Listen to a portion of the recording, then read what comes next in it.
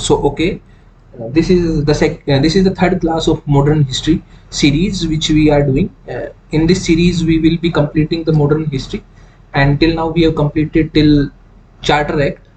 So from today onwards we will be dealing with Charter Act of 1793.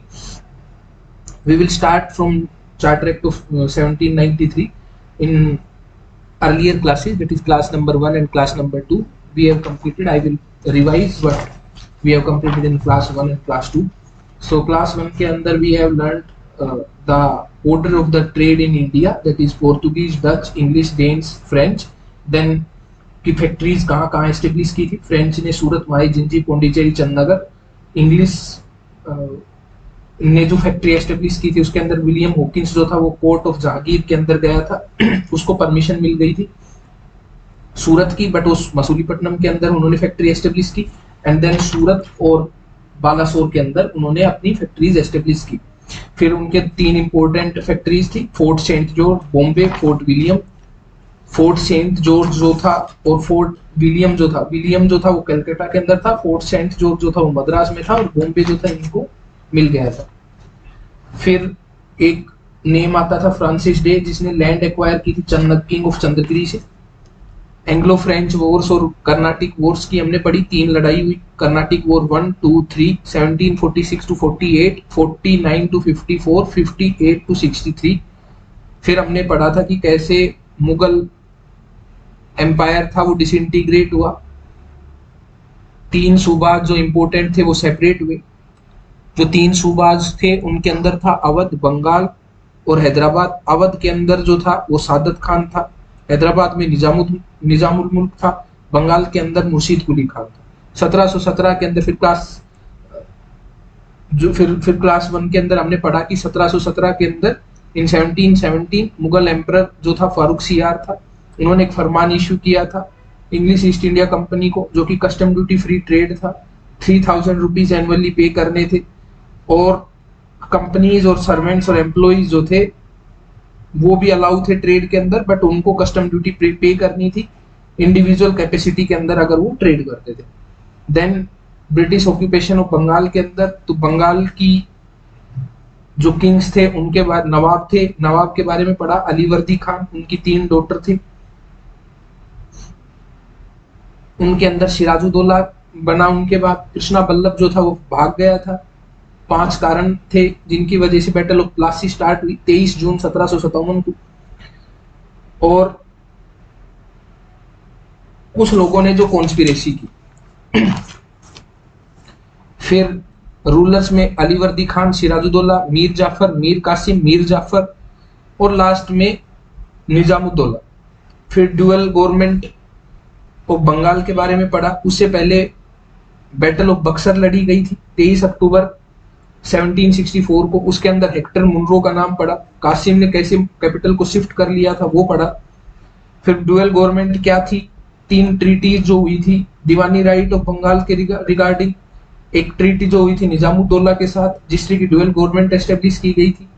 और एक treaty की गई थी शुजाउद्दौला के साथ. 3 लोग थे, मीर कासिम, शुजाउद्दौला और शाह आलम II. इन्होंने मिलकर बैटल ऑफ बक्सर लड़ी थी. हेक्टर मुनरो ने इनको हरा दिया था. फिर हमने पढ़ा 2 इंपॉर्टेंट गवर्नर्स जो थे, वेलेस्ली और डलहौजी. वेलेस्ली ने सब्सिडरी अलायंस निकाला. उसके प्रोविजंस हमने पढ़े कि एक सबसे पहले तो एक स्टेशन होगा, ब्रिटिश रेजिडेंट, आर्मी रखी जाएगी और उनकी सैलरी दी जाएगी. कोई भी फॉरेन रिलेशंस नहीं रखेंगे, और किसी अन्य European, any other European will not be allowed to get job without taking permission from the company. और कंपनी अपने पार्ट पे एग्री करती कि हम आपके इंटरनल मैटर्स में इंटरफेयर नहीं करेंगे. फिर जो थे जिन्होंने एग्री किया, HMT AP, हैदराबाद, मैसूर, तंजौर, अवध और पेशवा. पेशवा के अंदर जो थी ये इंपॉर्टेंट ट्रीटी थी 1802 के अंदर, ट्रीटी ऑफ बसी. डलहौजी ने जो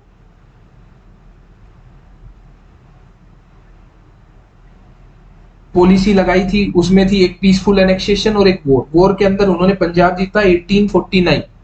ये याद करने के लिए ये है कि एग्जैक्टली मिड से थोड़ा सा पहले 19th सेंचुरी के मिड के थोड़ा सा पहले इन्होंने पंजाब जीत लिया। डॉक्ट्रिन ऑफ लैप्स और मिस रूल और मेल एडमिनिस्ट्रेशन, लैप्स के अंदर इन्होंने सतारा और झांसी, और माल एडमिनिस्ट्रेशन में अवध।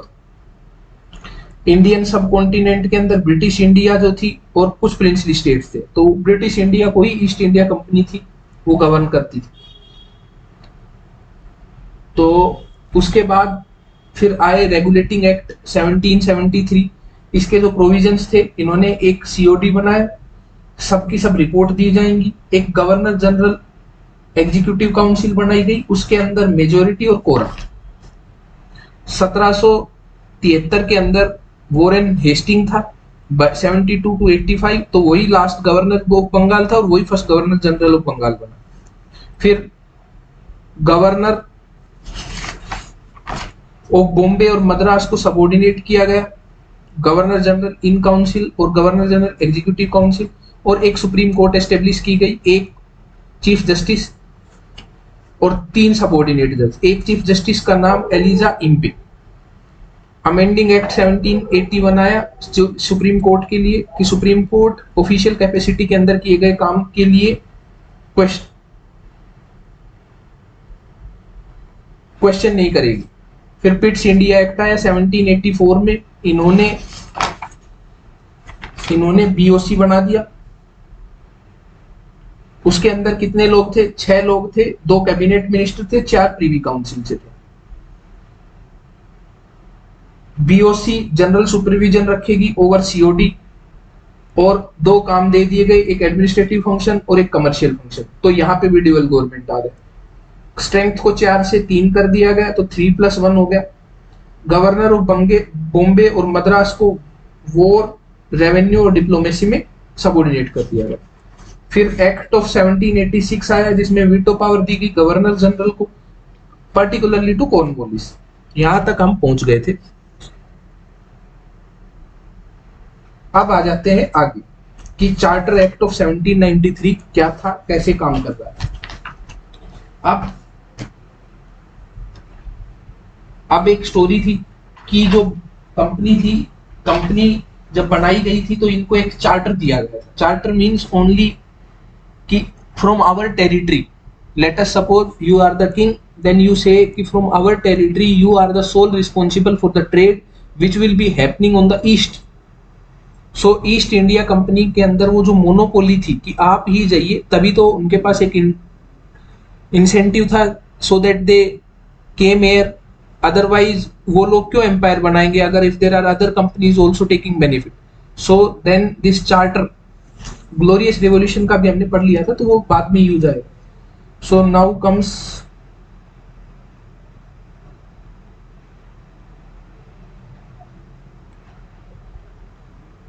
Charter Act. डेट याद रखनी है 1793, फिर उसके बाद आएगा 1813, फिर आएगा 1833। तो ये 20 ईयर्स का गैप है।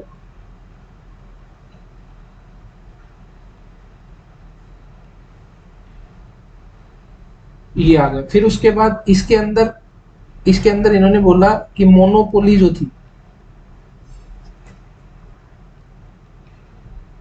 वो एक्सटेंड कर दी गई। कितने टाइम के लिए? T = 20 years.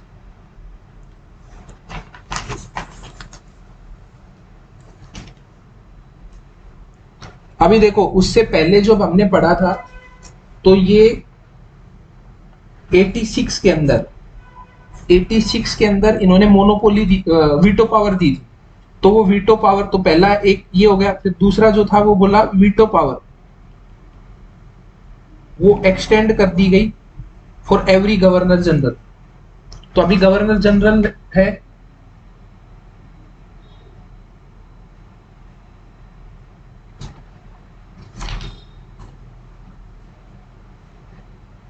और ये एक्सटेंड कर दी गई कि अब कोई भी जो गवर्नर जनरल बनेगा उसको वीटो मिल जाएगी। और जो अभी देखो सीओडी जो थी वो तो डायरेक्टर्स की थी, लेकिन जो बीओसी थी, बोर्ड ऑफ कंट्रोल, अब बोर्ड ऑफ कंट्रोल एक एक्स्ट्रा बॉडी बनाई गई थी।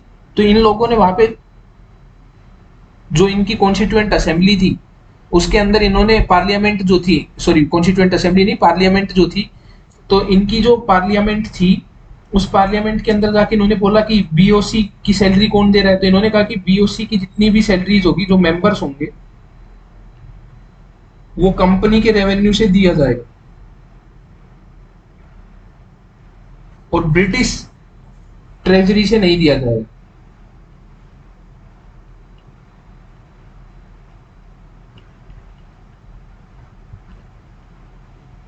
ये मेनली ये चार्टर एक्ट पास किया गया था मोनोपोली एक्सटेंड करने के लिए, बट उसी के टाइम पे दो चीजें एक और दे दी गई।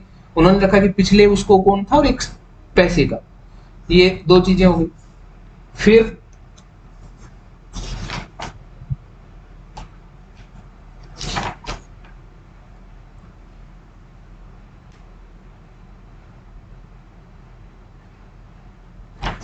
उसके ये मेन प्रोविजंस थे चार्टर एक्ट ऑफ 1793 के। अब इन तीनों प्रोविजंस को याद कर लेना है कि ये क्यों लाए गए थे। तो देखो उससे पहले कॉर्नवालिस था, लेकिन कॉर्नवालिस के बाद जो 1793 के अंदर जो गवर्नर जनरल था बंगाल का, उसका नाम था जॉन सोर। ये 1793 टू 98 था। We will learn it separately also, कि एक मैं एक सेपरेट वीडियो बना दूंगा, names of governors, then governor generals,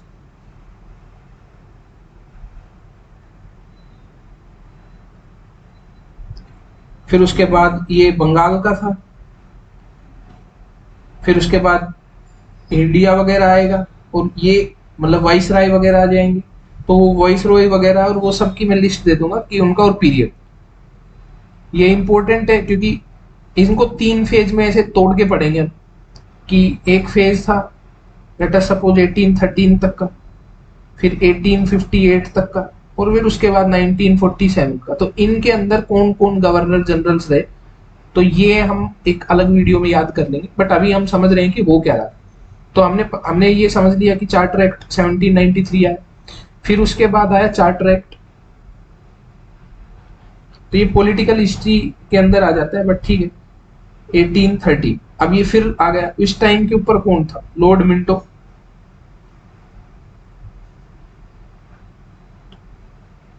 अठारह सौ 7 से 1813 तक। अब फिर उन्होंने फिर रखा कि हमको मोनोपोली दीजिए, तो उन्होंने कहा कि ठीक है 20 ईयर्स के लिए हम आपको मोनोपोली दे रहे हैं, बट 2 एक्सेप्शंस।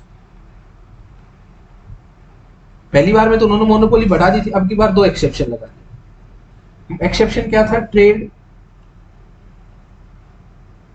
विद चाइना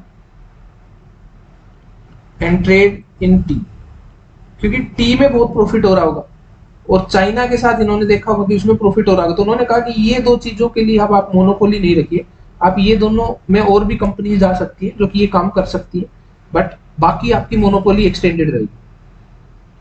फिर उस टाइम तक सबने बोला था कि उस टाइम के ऊपर क्या था, इन लोगों को मतलब ये स्टार्टिंग है 1813 की, उस टाइम पे रिलीजन इंपॉर्टेंट था, तो इन्होंने बोला कि क्रिश्चियन मिशनरीज को भेजा जाए।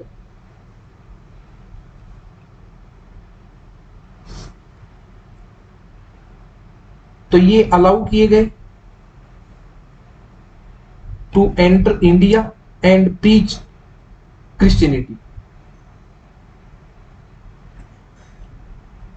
और अब क्रिश्चियन मिशनरीज या कोई भी जो दूसरी कंपनीज भी आएंगी, जो दूसरी कंपनीज भी आ रही हैं, प्लस इनको अब फेज चेंज हो रहा था। अब फेज आ रहा था कि इंडस्ट्रीज का, तो दे वांटेड ए क्लास जो कि स्किन जिनकी इंडियन हो बट माइंडसेट जिनका ब्रिटिश हो। सो दे वांटेड कि अब कंपनी के ऊपर उन्होंने एक वो लगाया कि company should spend 1 lakh annually to promote education, और कहाँ पे, British India. So we have learn कि ब्रिटिश इंडिया मीन्स जो कि सिर्फ इन्होंने जीत रखा था। तो ये बस इतना ही था। तो ये मिंटो, यहाँ पे मिंटो था। तो यहाँ पे तीन चीजें फिर आई, एक एक्सेप्शन का दिया गया, क्रिश्चियन मिशनरीज और एजुकेशन। तो एक्सेप्शन, क्रिश्चियन मिशनरीज और एजुकेशन, ईसी। और 1813 के अंदर इन्होंने 1793 के अंदर इन्होंने क्या बोला था, मोनोपोली, वीटो और सैलरी। तो मोनोपोली, वीटो और सैलरी।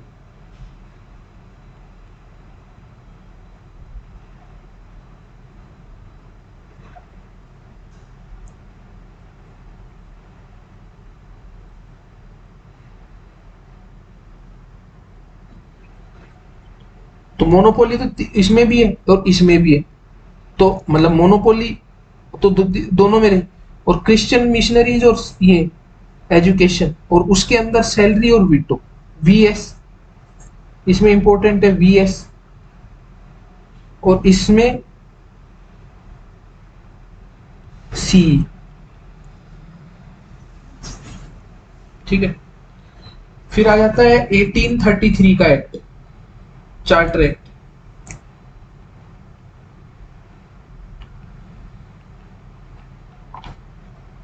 तो चार्टर एक्ट ऑफ 1833 जो था, उस टाइम के ऊपर गवर्नर जनरल कौन था, विलियम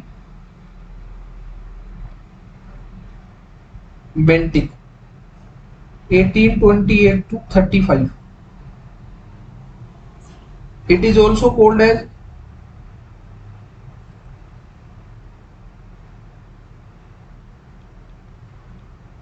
सेंट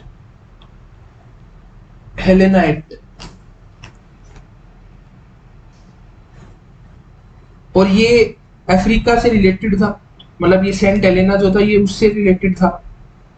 तो इन्होंने क्या किया, अब दो एक्सेप्शन से ये फिर गए मोनोपोली के लिए। इनका मेन तो मोनोपोली का था।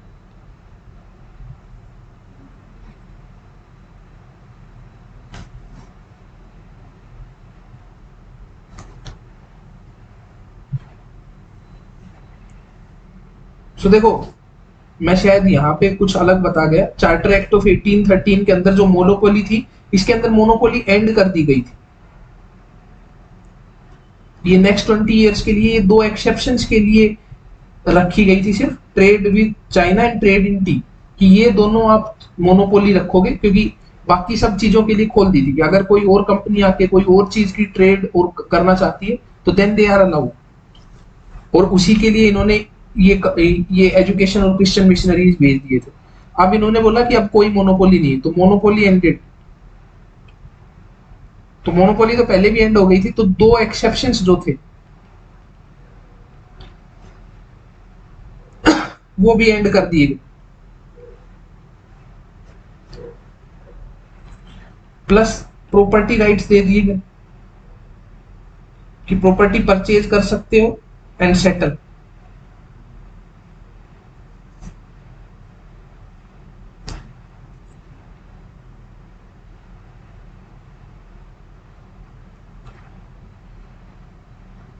एंड अब सिंस मोनोपोली तो एंड ही कर दी गई थी, सो दे सेड कि company only function as administrative body.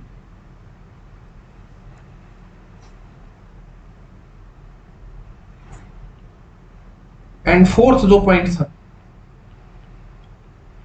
जो एडमिनिस्ट्रेशन था वाज सेंट्रलाइज। अब उससे पहले तक क्या था, ये वॉर, रेवेन्यू और डिप्लोमेसी के ऊपर थे। अब इन्होंने बोला कि अब जो भी एडमिनिस्ट्रेशन होगा वो यहां से रूल्स जाएंगे और वो जाएगा। तो अब पहले जो गवर्नर जनरल ऑफ बंगाल था,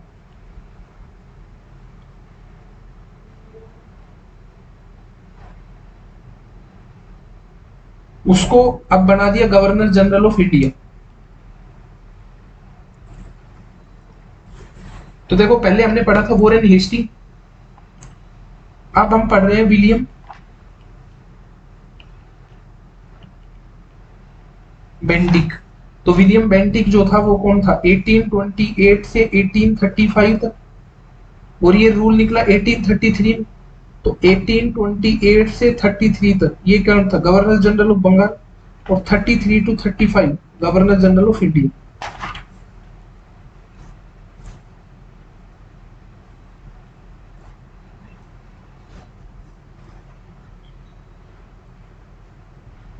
अभी पहले क्या था कि ये लोग अपने अपने, अभी लेजिस्लेशन की कोई बात नहीं हुई थी,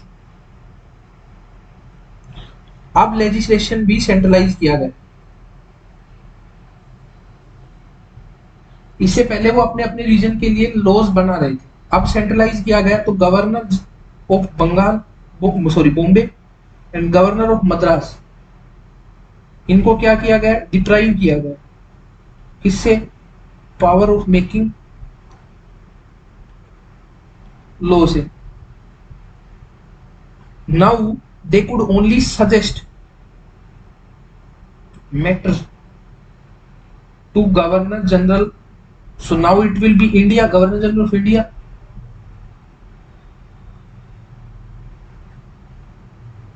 अभी अभी देखो, गवर्नर जनरल एग्जीक्यूटिव काउंसिल जो थी वो क्या थी, अभी 3+1 पे चल रहे थे ये लोग। तो ये एडमिनिस्ट्रेशन देख रही थी, एग्जीक्यूटिव काउंसिल थी ना, तो एग्जीक्यूटिव काउंसिल एडमिनिस्ट्रेशन देखी। But if they means governor general of India has to make laws, तो उसको क्या करना पड़ेगा कि now this 3+1 will consult one that will be law member। So the next person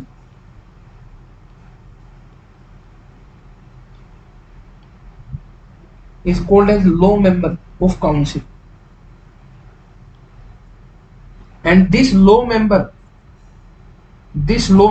was Macaulay, T.B. Macaulay। अब now this law member said कि how can I suggest, so they said कि one law commission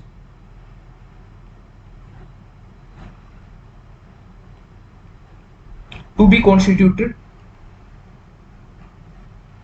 तो इसका क्या काम था, consolidate करना and codification of Indian law. तो सी ऑफ इंडियन लॉ।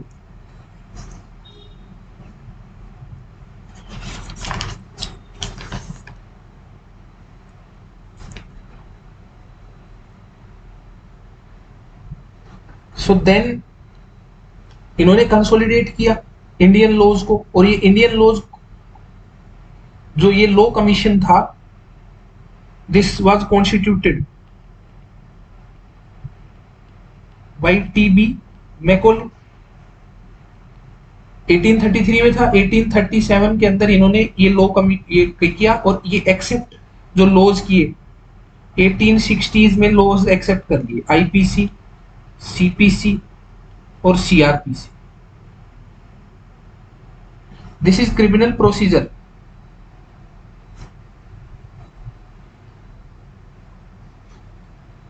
सो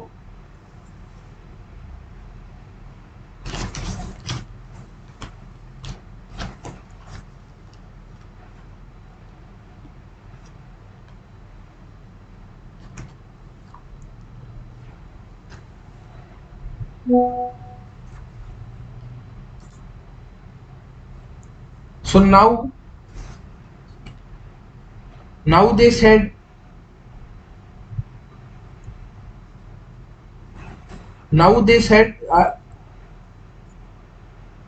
कि सर्विस एंड जॉब, सर्विस और जॉब जो भी थी अंडर कंपनी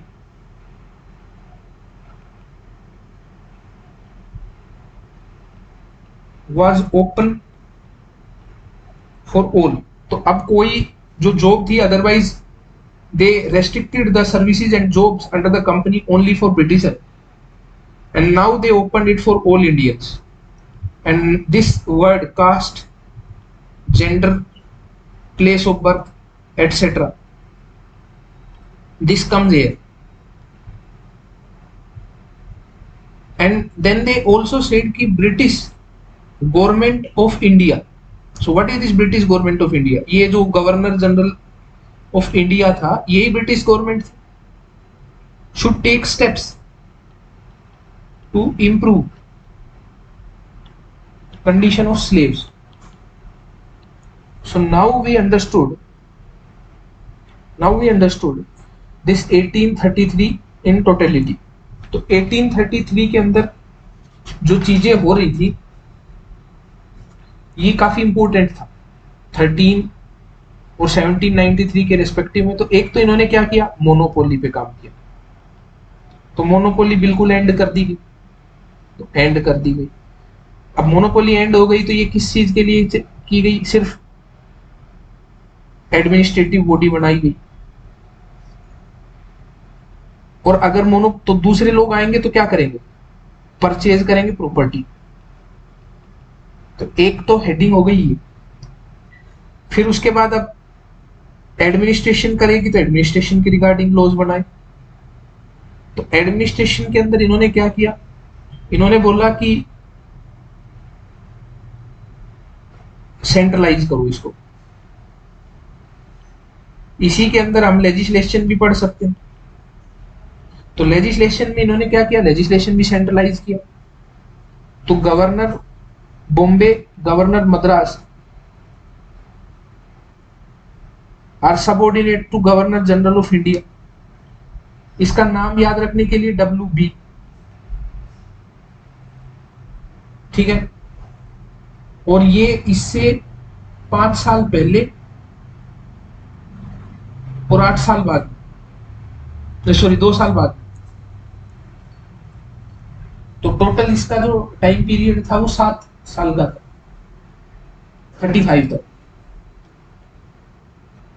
तो विलियम बेंटिक जो था 1828 से 35 तक का गवर्नर था। अब गवर्नर में गवर्नर जनरल ऑफ बंगाल रहा और गवर्नर जनरल ऑफ इंडिया रहा, तो उसके बाद ठीक है। अब लेकिन लेजिस्लेटिव में अगर इसको कर दिया गया तो अब इसके लिए एक रूल बनाया गया कि गवर्नर जनरल ऑफ इंडिया जो था उसके लिए अब एक एडिशनल लॉ मेंबर रखा गया।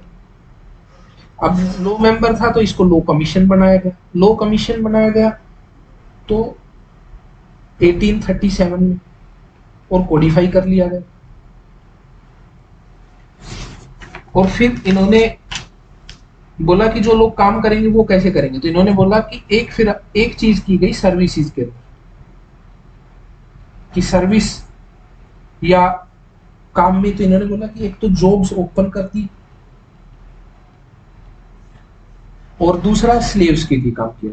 तो ये टोटल काम था, मोनोपोली, एडमिनिस्ट्रेशन और सर्विस के अंदर अगर याद रखते हो तो इस पूरी चीजें याद आ जाएंगी।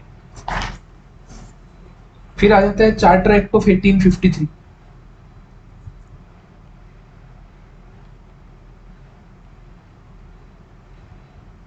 अब देखो मोनोपोली तो सब पहले एंड हो ही चुकी थी। तो इन्होंने कहा कि जो ये सीओडी थी, जो सीओडी बैठा रखी थी, जो कि कमर्शियल फंक्शंस को देखती थी, तो अब जब कोई कमर्शियल काम ही नहीं बचा तो इसका काम क्या है, तो इसने बोला 24 थे, इसको कर दो 18। फिर इन्होंने बोला कि सर्विसेज तो ओपन की है, लेकिन जो इंपीरियल सिविल सर्विसेज थी इनके लिए ओपन कंपटीशन रखा गया।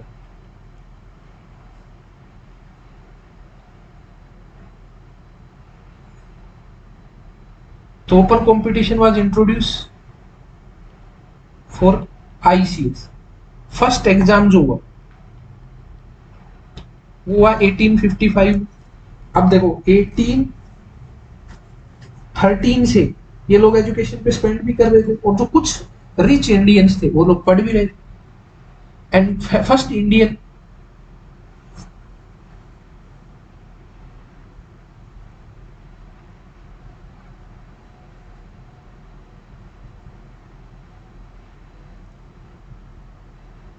जो क्वालिफाई किया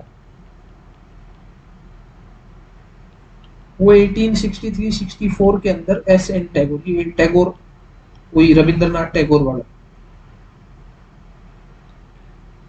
ठीक है, तो ये सीओडी की बात की गई, और एक इन्होंने कहा कि ठीक है ये सीओडी था, और एक आईसीएस के ऊपर बात की गई कि ठीक है इनको कंपटीशन दे दिया गया। अर्लियर जो जो लो मेंबर था, जो 3+1 की जो वो थी, वो +1 लो मेंबर जो था, ये इसको कंसल्ट करते थे। अब इन्होंने बोला कि ये फुल फ्लेज मेंबर होगा।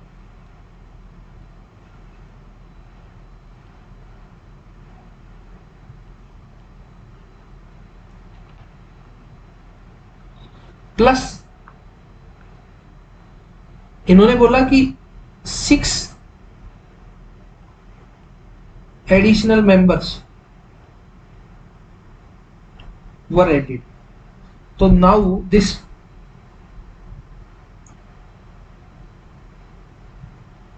earlier it was 3+1+1, बट अब ये हो गया परमानेंट फुल फ्लैश। तो अब हो गया क्या, 4+1, 4 तो ये एग्जीक्यूटिव काउंसिल वाले ये हो गए, और ये इसको फुल फ्लैश मेंबर बना दिया ऑफ द काउंसिल। तो ये एग्जीक्यूटिव काउंसिल का ही मेंबर बना दिया ये। तो ये तो हो गई तुम्हारी एग्जीक्यूटिव काउंसिल। फिर 6 एडिशनल मेंबर्स ऐड किए गए। तो अब इसको ऐसा एक वो बना दिया जाता है, एक बनाते हैं पहले, अंदर बनाते हैं सर्कल, इसमें लिखते हैं 4+1+6, और इसको कर देते हैं ये। अब ये हो गया तुम्हारा जी गवर्नर जनरल एग्जीक्यूटिव काउंसिल। ये आ गया central legislative council.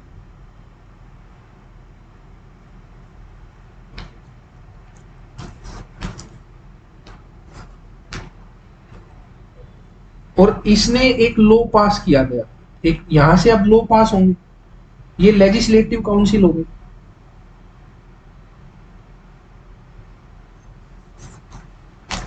So now window remarriage act,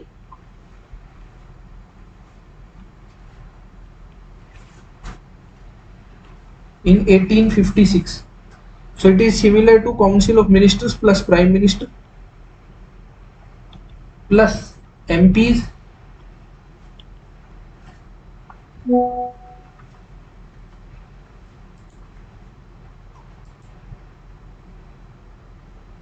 So now if we see the evolution of this legislative council, 1773, 84, 1793, 1813, 1833 and 1853. 1773 they established 4+1. Then amending act said, then they says ki 3+1. Sorry, this is Pitt's India Act. Then Pitt's India Act reduced it, and 1793 then it remains 3+1. It again remained 3+1 executive council. And then in 1833 they said ki now it was important act. तो दो important text था, तो इन्होंने क्या किया कि यहाँ पे इन्होंने चेंज किया कि 3+1+1 low member. So this was there and this was low member. Now they said 4+1, so this +6.